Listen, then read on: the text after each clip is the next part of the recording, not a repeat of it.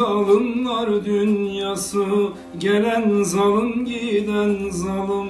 İnsanlığın yüz karası, insanlığın yüz karası, hayvan gibi ölen zalim. Zalim, zalim, zalim, zalim, ne olacak benim halim?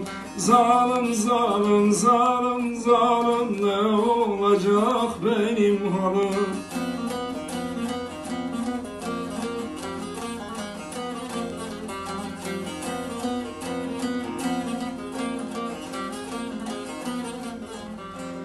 Almış ele hırsızlığı, baştan başa arsızlığı.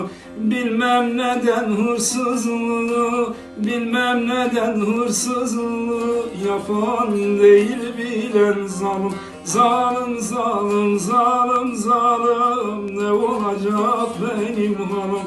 Zalim, zalim, meyhaneler, sarhoş olur divaneler.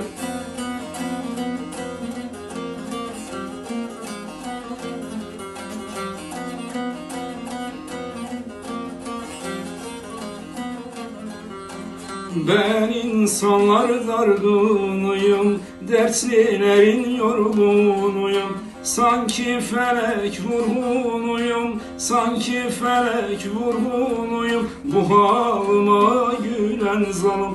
Zalim, zalim, zalim, zalim, ne olacak benim halim?